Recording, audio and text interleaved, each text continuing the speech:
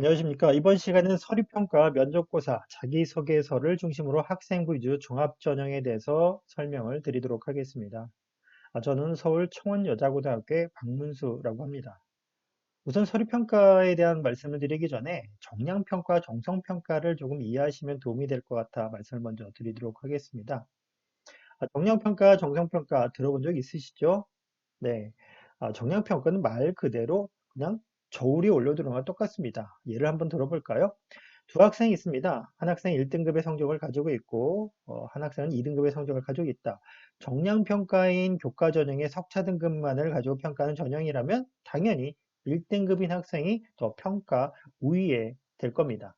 하지만, 어, 1등급인 학생의 원점수를 봤더니 98점이고요.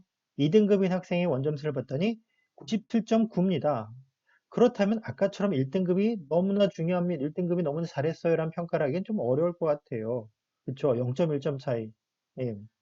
그리고 이 학생들이 배운 과목의 난이도, 학습량, 그리고 배웠던 모습들까지 다 고려한다면 아까처럼 1등급 좋아요라는 판단을 내리기에는 조금 더 고려 요소가 더 있을 거라는 생각이 듭니다. 이렇게 여러 가지 요소를 고려해서 종합적으로 평가하는 방법을 우리가 정성평가라고 이해를 하시면 되겠습니다. 자, 그러면 일부 대학의 예를 가지고 잠깐 설명을 드려볼까요? 자, 건국대를 비롯한 6개의 대학의 공동연구로 만들어진 평가 기준입니다. 4개의 평가 요소가 있고, 그리고 4개의 평가 요소들마다 평가 항목들이 존재하는데요. 그러면 이 평가는 어떻게 진행이 되느냐, 어떻게 인지를 하고 있는 거냐, 예를 하나 들어보도록 하겠습니다. 학업 역량 안에 들어있는 학업 성취도는 어떻게 바라볼 거냐라는 걸 쳐다보면, 이렇게 기준을 잡고 있는데요. 학교들은. 학업 성취도는 이렇게 봅니다. 교과목의 석차 등급 또는 원점수 평균 표준 편차를 활용해 정량적인 지표를 활용하죠. 그런데 산정한 학업 능력의 지표와 과목을 이수한 현황, 그리고 그거에 대한 노력을 기반으로 평가한 교과의 성취 수준이나 학업적 발전의 정도를 통해서 학업 성취도를 평가한다라고 되어 있습니다. 그렇죠? 그래서 단순한 버튼 누른 평가가 아니라는 거 이해하시면 되겠습니다. 그러면서 궁금증이 드시죠? 그러면 이렇게 6개 대학은 이렇게 평가하는데 나머지 대학은 이렇게 같이 평가를 하나요? 대동소이합니다. 사실은 평가를 한다는 것은 평가 기준이 있어야 되는 것이죠. 어떤 요소를 기준으로 어떻게 내용을 점수를 줄 거냐라는 부분은 모든 학교들이 다 가지고 있는 겁니다. 약간의 요소나 항목에 대한 용어 차이가 있을 뿐이지 보고자 하는 능력은 동일하다 이렇게 보시면 되겠습니다.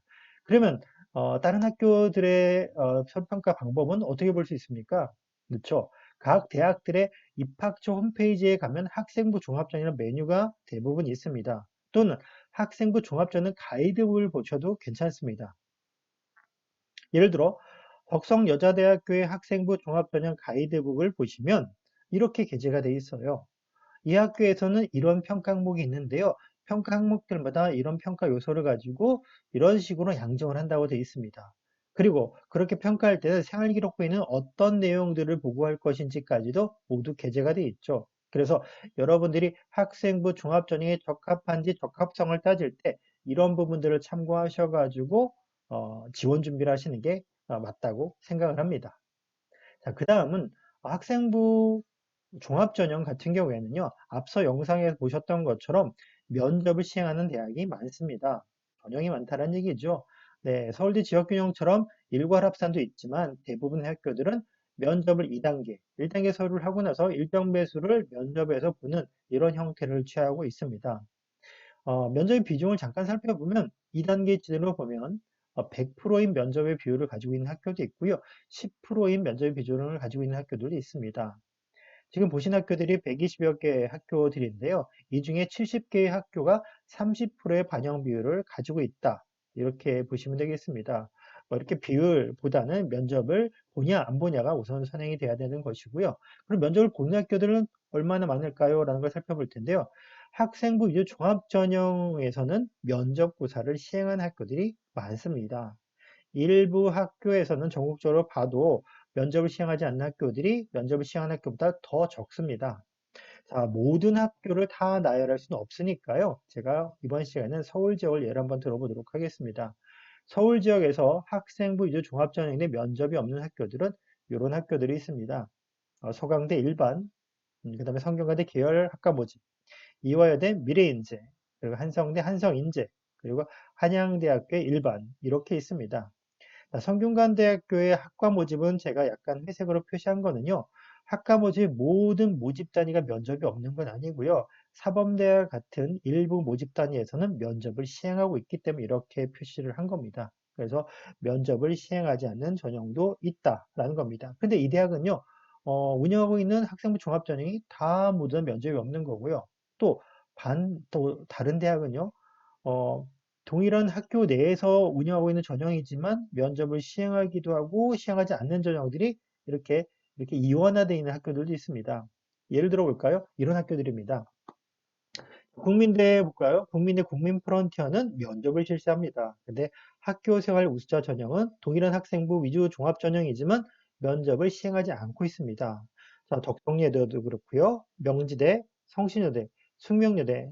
자, 중앙대 같은 경우에는 올해부터 다시 또 면접을 또 보는 전형이 또 생겼고요. 한국외대 그리고 홍익대 이 학교들은요.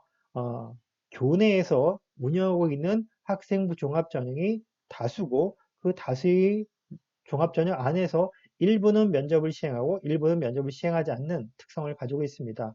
전형의 특성을 잘 파악하시는 게 중요하고요.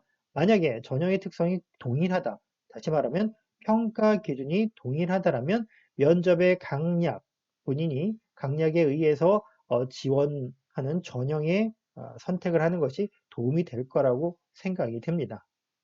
자, 그러면 대학들은 이렇게 면접을 다 보고 있는데요.